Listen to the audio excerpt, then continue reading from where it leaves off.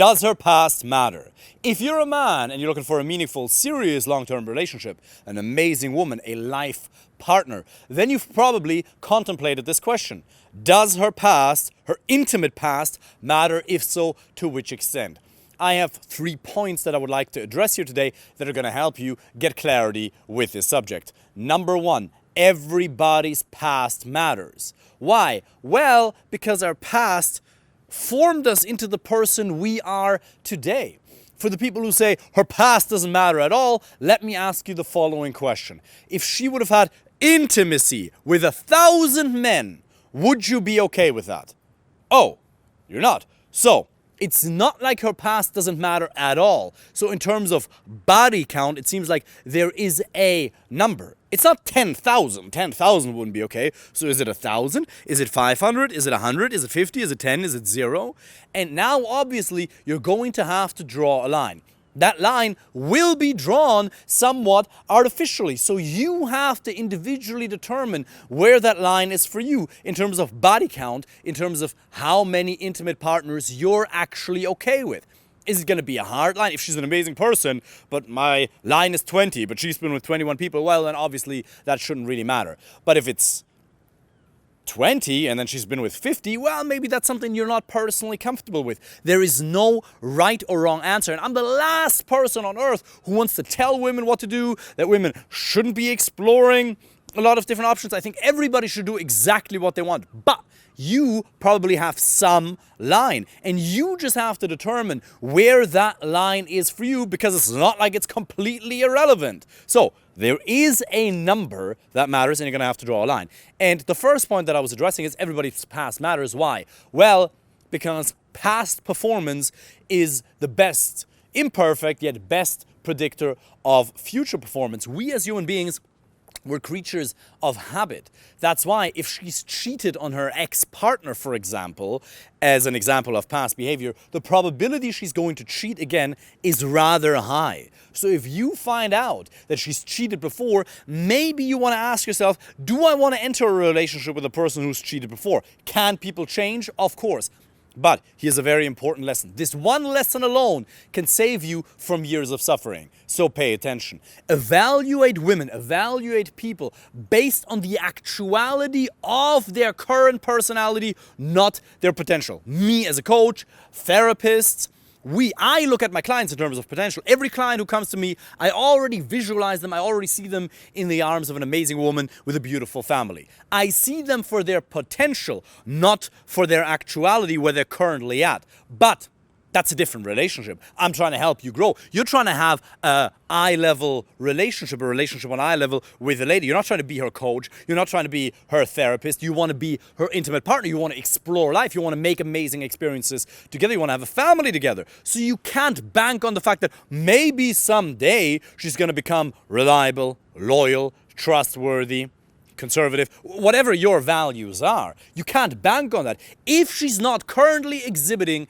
the behaviors that you're looking for, then just, well, draw a line in the sand and say, look, I wish you all the best. I'm sure you're a fantastic person. I just don't think you and I are right for each other. So, 1, everybody's past matters. 2, there is some line that needs to be drawn. And the 3rd point is retroactive jealousy. What if you struggle with, if I think about her having had some intimacy, because most men are going to be okay with her having had some intimacy, very few men are going to want a virgin, which is fine, different religions want that, okay, respect for that. Most of us in the US or in the West, we're going to be probably perfectly okay with women having had some amount of intimate partners, just for preference. Not to dictate what women can or can't do, just in terms of your personal preference. But what if you think about it and it makes you feel a little bit insecure? What if it makes you angry? So here's, again, a reminder that these negative or painful emotions are only a competence that you need to change, either your actions or perceptions. Oftentimes, if you're feeling that jealousy, it means there is a need that's not being met. So first of all, are there some men who are unreasonably jealous because of what happened in a lady's past? Of course. But it may also be the case that you might be a little bit insecure around that you might be a little bit uncomfortable with her past because you don't even know what happened in her past. Maybe you need to have a conversation with her. Maybe your line is, let's say for the sake of argument, I'm okay with her having had 20 intimate partners, for example. But I don't know if it's 50 or 60. And again, there's nothing wrong with women having 50, 60 or however many partners, right? That's completely up to them. But you just don't want that. And as long as you don't know that, it's going to eat away at your self-esteem, or it's just going to be something that isn't resolved within you. So there is a need within you for clarity. And until that need is met, it's always going to bug you. So the fact that you feel jealousy, that doesn't mean one thing. It can mean a variety of different things. If you feel a little bit insecure around that, it's probably just a confidence thing. You're like, what if that guy had a bigger dick than me? What if he sexually satisfied her in ways that I never could? What's the probability that my male parts are better or can deliver a better intimate performance than all these other guys? That type of insecurity, that's just a lack of confidence. Then you just need to improve your skills. Now, if you have a really, really, really tiny dick, then you just get surgery. You can get penis enlargement. That's actually a possibility. But most of you guys are just insecure for no reason. Remember, you can use your fingers, you can use your tongue, and it's more about the motion of the ocean than the size of the boat, as they say. So that's just insecurity, right? But you have to understand that most often when you feel retrospective jealousy, it's actually not about what she did in the past, but about behaviors she's exhibiting in the moment. Remember, it's not about trauma, about what happened in the past. If you feel unease, then it's because you have needs, psychological needs that aren't being met right now. And maybe you don't even trust her right now. Maybe the lady you're with or the lady you are currently dating at that point, you just don't trust her. That's why it's important for you to find somebody that you can really, really trust. I would offer you the idea to, one, become self-aware. Life is a game of self-awareness. There's no ultimate right or wrong. You decide what's right or wrong for you. If you want to be happy, you have to understand, these are my preferences. You have opinions that are not politically correct. You can't even share them at work, most likely, but you have them. And you can share them in your intimate social circle, because most of the time, the people that you spend time with, they happen to have the same values, but you can't share them on a public scale.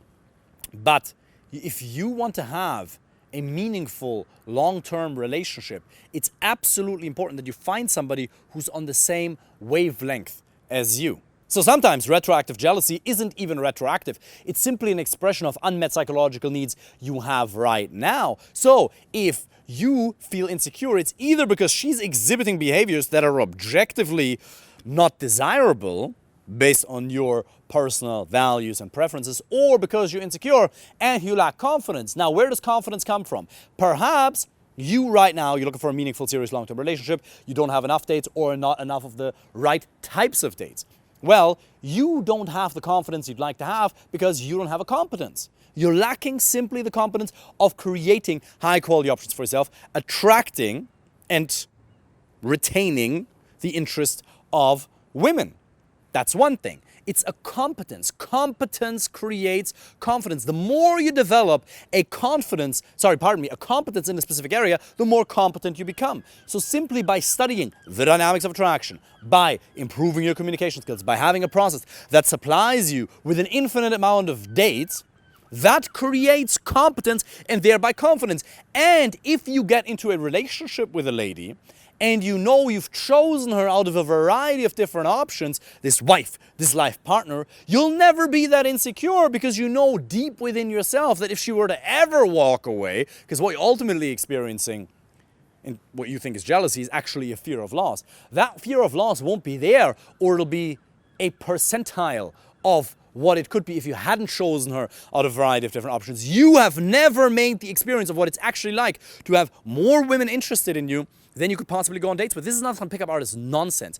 It's really just about giving your brain the proof, not just the promises, that you're already a high-value man, but that you're desired. Having that experience grounds you because you have a competence, because you have a process.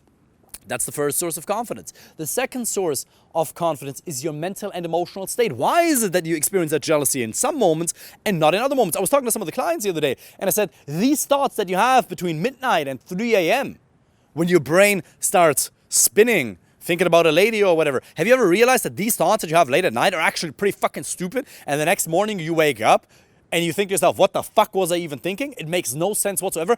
But at 2 a.m. in the morning, 3 a.m. in the morning, it seems unbelievably logical. There's something going on neurologically where your brain is trying to process and reset and recover from the day, and you're interrupting it by simply being awake. So you're not actually able of thinking clearly that late at night. That's why when you lay at night, and you can't sleep, just make a decision to not think. Now that doesn't mean that there won't be thoughts, but you can just allow the thoughts to arise within the space of loving awareness. Mind like sky. You focus on the breath. You allow the thoughts to appear, but you don't energize the thoughts. You don't believe them. You don't associate with them. It'll be one, a lot easier for you to fall asleep. Second, you'll save yourself from a lot of unnecessary drama that you could be experiencing. Because let's face it, most of the pain that you're experiencing is just created in your own mind anyway. Most of the things you're afraid of never even happened. But by imagining them, you'll suffer twice. So why not just go through it and handle it when it's actually happened? So understand that sometimes you suffer more than other times. Sometimes you experience this unreasonable, retroactive, or current jealousy. Then other moments, that state. The second source of confidence is your mental and your emotional state. You have to learn to master your emotions, and you can learn to control your emotions. One of the most basic things you're already doing is exercise. You know you're not the same man before or after a workout. Yeah, you are, but you're really not. You feel so much more confident, so much more competent to handle life's challenges, to handle a rejection. Before the workout, maybe you might be frustrated or a little bit stressed.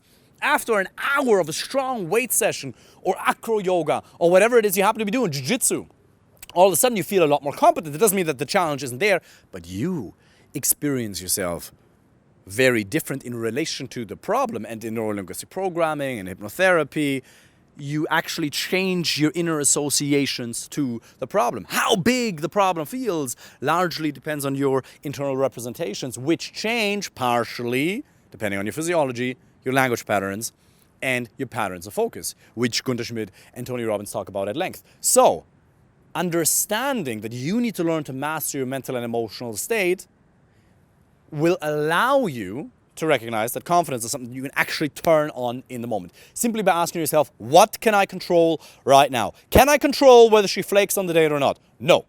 What can I control?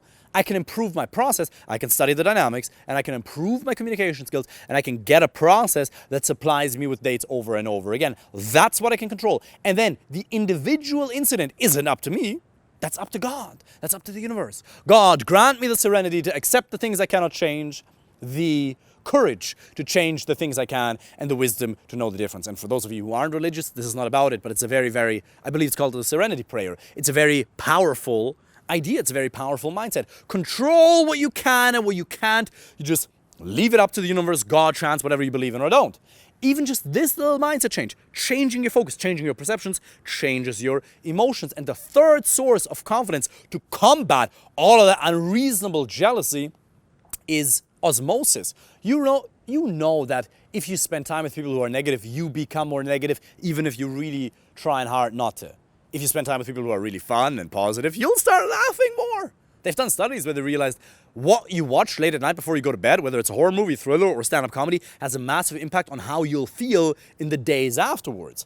So input equals output. You know that simply by spending time around men, be that in a virtual environment, Zoom, or in real life, spending time with men who really got this area down, who exude a true, authentic level of confidence around women, who really live that rubs off on you. We as human beings always spent time for hundreds of thousands of years with other tribal members. We're not made to be alone. By the way, I'm going to make a totally different video on this idea, that this idea of just being okay, being by yourself is absolute and utter nonsense. You don't need to learn to be alone. You don't need to learn to be okay by yourself. That's complete nonsense. We're made to be tribal animals. The number one source for depression, anxiety, or any other undesirable emotion is a lack of high quality social contact. So simply by being around men who really got this down, high testosterone, still kind and generous and intelligent, but high testosterone men, who are truly, groundedly confident around women, your own confidence levels will increase. So, little summary. Does her past matter? Of course, everybody's past matter. Second, regarding the number of how many intimate partners she should have had, well, that's completely up to you. This is not about you dictating what women are supposed to do or not. You're not supposed to interfere with other people's lives at all. But you're absolutely allowed to have your own preferences. You can decide, this is what I want for my life and I will not settle below this. Because a lot of men say, well, maybe my standards are just too high. Maybe I'm just too picky. No! It's not about lowering your standards. It's about increasing your quality options. Les Brown says, most people fail in life, not because they aim too high and miss, but because they aim too low and hit. Aim high, get a plan. If you want my help with that, apply for a free initial call. Regardless, I hope you put into practice what you learned here today. I wish you all the best. Take care.